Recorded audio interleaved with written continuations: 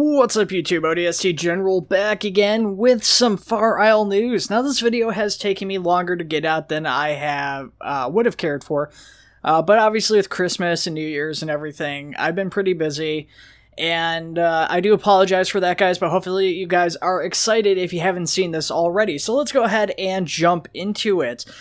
Before I get started though, I do want to say thank you to Roach for the screenshot. It is obviously an Operation Trebuchet screenshot, but a wonderful screenshot that was submitted through the Discord, where you guys, if you are interested in getting your screenshots featured in videos like these, you guys can submit it there. Well, that was a tongue twister, and it shouldn't have been. Anyways, let's hop into actual news. Starting us off, we have a render of the M7 SMG with the SOCOM variant attachments. So that's, you know, your red dot, your silencer, and your laser. So, of course, this was actually shared prior to the big news dump that most of this video is going to be covering, but it is a fantastic render, a sexy looking weapon. Now, I like some close range weapons. I don't really use the SMG too much. Usually I go for like the MA5K or something in Optre, but this is just a nice looking weapon, especially with all the SOCOM attachments. It's just cool, and the model itself is, of course, a impeccable looking model. Based off the render. Now, of course, it will look a little bit different once it's in Armour and everything, and I don't really know what to expect for that, but hopefully it should be pretty close. Moving on with weapons, though, we have the MA40, sort of. This is actually listed as MA37. This was part of the big content drop that I mentioned a second ago. Now, this weapon, even though it's listed as the MA37, I was told by a different developer it's the MA40, and then I spoke to Idio, who's basically in charge of everything, and he said it's kind of an amalgamation of a few different variants of the assault rifle, so it's kind of their own thing, but mostly it's influenced by the MA40 that's coming out in Halo Infinite, so the lore and stuff might be a little bit different for it, depending on what they say is the lore of the MA40, or what we get information on that when Infinite comes out next year. Well, I guess this year now, but we're still a ways out from that, unfortunately. And then we just got a couple different angles of that weapon, so that's it's a nice, sleek looking weapon. But there's not much else to say about it, so we're gonna go ahead and keep rolling on here. Then we have the CQ S46, which is the mod's custom weapon that's like a lead up to the Bulldog that was seen in Halo Infinite. So this Mastiff here is a auto shotgun. You got a magazine instead of it being pump loaded like the M90. And yeah, it's a cool looking weapon. A little bit different from Halo, but I guess it's actually not anymore. It doesn't look like your standard UNSC weapons per se, but it does look pretty close to the Bulldog, so there's definitely strong inspiration there. And there is little UNSC things, especially on the profile. If you look, it kind of actually does. From like the barrel, kind of look like a M247H or something almost. So there is little Halo things, and I think the other thing to consider here too, looking at this, is that this is mostly just a 2D render that I have in front of me. I actually forgot to save the image. They did post a 3D model for this, and I don't think I actually remembered to save that, so I'll have to get that up in time for the video here. At any rate, then we have the pistol. So we've got a few different images for the pistol. So we've got a variant which I think is the M6C variant, maybe. You guys are gonna have to forgive me if I'm wrong. It's kind of hard to tell based off the image from this angle, but just given that there is no rail on the bottom, I think this is the C. Now, I spoke with Idio regarding the M6s because I had some questions. They have a lot of different variants of the M6s, as you guys are going to see here in just a second, if it's not already up on screen. There is, one that's based off the M6D, the M6G from Halo 3, the M6 from Halo 5, the SOCOM variant, the standard M6C from Halo 2. And yeah, so there's actually only two variants of the gun that will be in the game as base weapons, the M6G and the M6C. The M6G pictured on top is like the long barrel variant, and the M6C is on the bottom, which is the shorter of the two. Now, everything else that will be included is going to be variants on these weapons or attachments. So the M6D will be an attachment for the M6C, and it basically adds the little laser sight or the SmartLink scope or whatever onto the top. And then, of course, there's the SOCOM variant of that weapon as well. Whereas for the M6G, you have the actual proper attachments from Halo 3, or at least ones that are based off of Halo 3. There are some liberties taken with some redesigns and stuff like that. And then you've got like a Halo 5 inspired variant with a lower profile SmartLink scope and all that. So that's all pretty interesting. We also got a quick reload animation of that M6C too. Alright then, so then that brings us to some grenade launcher attachments. So we've got some mostly concept art for grenade launcher attachments for the MA series weapons as well as the battle rifle. Pretty slick looking stuff here. Now there is a lot of different variations on that, but with that being said, we do get to actually see this thing modeled out on the BR-55. It does look kind of complex as far as grenade launchers go, but it's a pretty sweet looking weapon system. And there isn't much else to say about it because it's just, it's your standard 40mm grenade launcher, I guess. And it's going to probably be something I suspect we'll see a lot of use in a lot of different units and individuals because it is such an integral part of, a lot of squads and fire teams. And then, of course, we get to see a reload animation for the battle rifle as well. And that's pretty slick. Somebody's probably going to correct me and be like, that's not the BR-55, that's the... whatever variant of the BR. I've always said I'm really bad at looking at these and seeing the small detail variations and stuff. So if you guys are going to do that, I mean, you're still welcome to, but just know that you're telling me isn't going to stop me from making the same mistakes in the future. Anyways, then we have a bit of concept art for the Flawless Cowboy. This is a unique sniper rifle that is kind of designed more as a insurrectionist weapon or like an independent faction like the CMA or something would probably use this. Now, this was shared a while back before the big concept dump. I don't know if this thing is being worked on or not. This was kind of a number of concepts came out around the same time that we were told were not being worked on.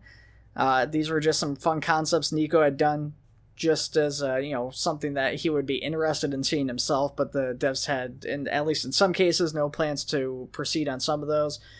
But it'll be kind of interesting to see if they do make this. It's kind of a unique looking weapon. It doesn't necessarily feel, once again, like a Halo weapon, just based off the profile, but, some tweaks and adjustments, and I think it definitely would look more Halo. And at the very least, even if it doesn't look Halo, it is a very unique looking weapon. It definitely looks very sci-fi like, and that might just be enough for it to be a unique insurrectionist weapon or whatever. Because a lot of people have been asking for that from OpTrade and stuff recently anyways, is having these unique weapons, vehicles, firearms, stuff like that, that stand alone from the UNSC. Sticking with equipment, but getting away from weapons, we then go over to like the medical side of things. So we have some biofoam canisters with a side-by-side comparison of the ODST biofoam to the Far Isle variant. There is obviously a lot of similarities, but also a lot of minor differences. Mostly it's smaller detailing work and stuff with the Far Isle. So you have like a pole pin, and you have a little bit of finer detailing, I guess, where the label would go, and the hinge is a little bit different and stuff. But overall, it's pretty similar, and just a nice looking assets. Then we also have a injector, which I think are supposed to be like the auto injectors or whatever it's called. I can't remember. A pretty sweet looking piece of artwork here too. Obviously very unique. Looks, like a syringe, but sci-fi like. So that's kind of cool. But also not much else to say there. So we're just going to go ahead and keep rolling. Which takes us to the health kit. Another side-by-side comparison, comparing it to the Reach variant, which is what theirs is based off of in this instance versus the Fire Isle. And just like the biofoam canister, very similar, but a lot more detailed work on the Far Isle variant compared to the original Reach variant. And then we get to see that textured out and everything. And once again, at least in the renders, and who knows how it's going to translate to Arma. Presumably the devs do, but anyways. It looks fantastic, at least in the 3D renders. Then that brings us on over to Armour. So we start off with a piece of concept art, once again shared prior to the big concept dump and stuff that we had just recently. This piece shows a number of UNSC infantry. I'm not sure if they're Army or Marines. I'm presuming Marines in this instance. Stacking up against a building, presumably looking for insurrectionists. You got a warthog in the background. A civilian looking on. Now, we probably won't see too much of this. This is just kind of a general concept, that's kind of setting tone for the mod and stuff like that, and I don't really expect to see these specific armors and stuff in the game at any point. It's possible we could, but I don't think we will, or any of the specific posters and stuff. It's just one of those general images that really is supposed to set the tone for Far Isle. However, this next piece of concept that's showing off armor and stuff is actually going to be worked on. So this was part of the big concept dump that was done. Now, it's my understanding that these are actually being worked on and implemented currently. I don't know how precisely these will translate from these concept art images. So this first image is biome variations, as you guys can see in the top. And it's just different camouflages for the BDUs or whatever under the armor. So you've got, kind of like this, you got your woodland, you got your desert, and your kind of more arid environments. And I'm presuming like one's like urban, probably. The black and gray one's presumably like an urban one. Pretty slick looking, but not much else to say, because like I said, once again, I don't know how closely they're going to translate. The one guy's using like M81, I think is what that is, or the ERDL, I'm not sure exactly. And I always like that one, but obviously not very sci-fi, like not very close to any of the actual Halo games as far as I'm aware that use that, so that may or may not be translated precisely. It's hard to say. A little bit more interesting to me, at least, is the actual variations in armor and equipment. So in this next one, we see that you got a lot of different stuff here. So you've got some guy with medical gear and some webbing. So you got your med packs, biofoam canisters. He's got the visor on, or glasses, or whatever you want to call them, the tactical ones, the big orange ones that you see in Halo 3 and stuff. Very iconic looking, very striking because of their bright coloring. Then the next guy... I can't quite tell exactly what he's carrying on him. It looks like it might be explosives and stuff, but it's hard to say for sure. He's got a lot of equipment, a lot of kind of softer packs and stuff like that on there. It seems like that's a big thing they're going for, is a lot of soft packs and things of that nature. A little bit closer to maybe real life, what you'd expect with that. And it's a pretty cool looking thing. The next guy is also very unique. This guy's got a t-shirt on. You can see a backpack on him. The weapon he's using, I'm not sure if that's the bulldog or if that's supposed to be the saw. I'm guessing it's the bulldog, but it's kind of hard to tell based off the concept art alone and the angle and everything. It looks a little too small, and just the coloring would be off for the saw, but I'm not sure. And obviously he's got some big cases on his chest there. And then he's actually got different leg armor too, which might be something that could sneak by you. And then in addition to that, he's also got an up-armored helmet. So there's a lot of variation and stuff going on with these guys. And then we have the final guy who's got kind of similar webbing to the others, it looks like, but some variation there as well on his strap. So he might have something else going on that we can't see. And then he's also got the Mino visor from Halo 1. That's a pretty cool looking asset, which looks like it attaches from the top of the helmet and hangs down over. Now that, once again, I don't know if that will translate exactly like that or not. And that's the thing with a lot of this stuff, is there's a lot of different concepts and stuff. There's a lot of liberties taken, but they're also actually taking some of those liberties with the actual models and things of that. So that's something to take into consideration when looking at that too. Then we have one last concept for infantry, and that is the Halo Infinite style pilot. So obviously based off of... I don't know if his name, what his nickname is, or if his actual name's been said at this point, but the pilot from the Halo Infinite trailers, you got this blue jumpsuit, kind of the standard UNSC pilot looking helmet. It looks like probably the C variant or something close to what's in Optray currently already. And it's a very unique looking asset, pretty cool looking. Hopefully we'll get to actually see that. I think it's always nice having, those unique uniforms for pilots in different roles, better than seeing just Marines flying around.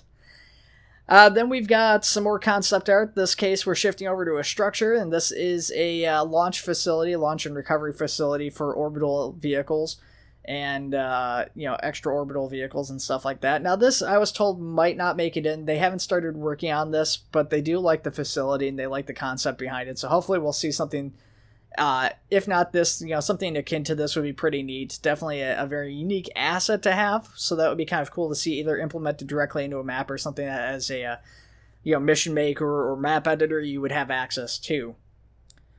Then we have the Spade, and this is something that we did see a little bit of concept art for, but not too much previously. So we actually get a more detailed look on what they have for plans for the Spade. This is also being worked on, or at least I think they have plans to start working on this and doing some of these bigger details a little bit later on down the road. I don't know if they've actually started work on the any of the extended assets. I think they may have started on the base model, but I'm not sure. Now, I was told that at least a lot of this they want to do later on down the road when they concentrate more on civilian and insurrectionists as opposed to the initial release. With that being said, if we're sitting here looking at this image, we've got, of course, the base Spade. Then we have, virtual garage options, which include things like front tire protection, which, slightly higher bumper, whatever you want to call it.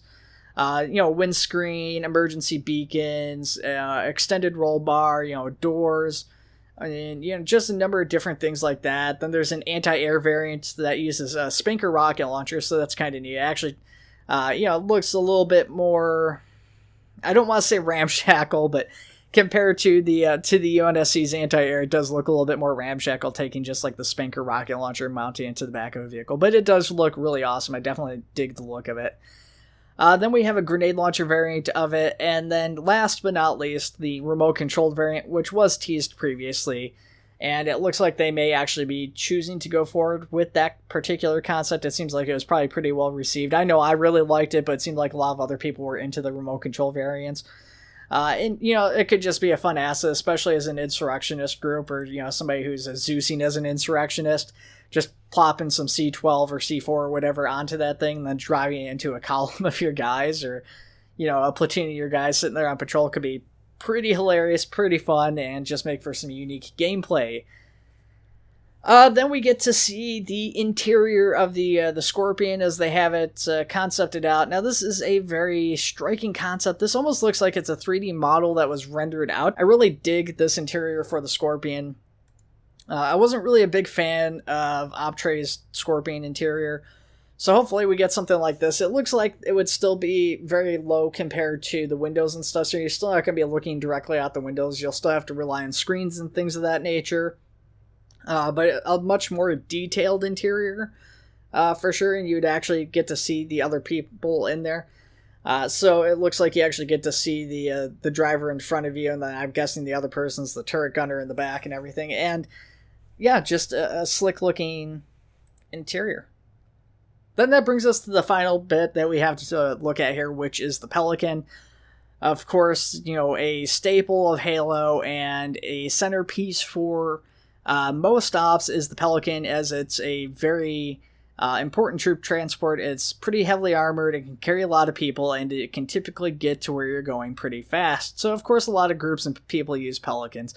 And this is a fantastic looking model. Of course, Optre's is looking pretty old, and I've been basically begging for it to get updated for a while. Hopefully we'll still see that, but in the meantime, we do have this beautiful piece of work here. And I'm just thrilled and looking forward to seeing this. We do have a few different color variants of it, it looks like, or at least two. We've got a black version and a green version here. And then we've got a render of them up in the sky. Now, I don't know if any of that's going to change. As far as I'm aware, they were still working on textures and finalizing this thing, but it looks like it's near ready to go, at least on the modeling side of things. Now, in-game and functioning and stuff might be a separate story.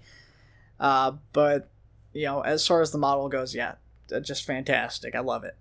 Alright guys, yeah, that is everything I have to show off to you today for Far Isle. Now, I was told, or they did post, I should say, that there is going to be more content being shown throughout the rest of this year as they continue forward with the mod.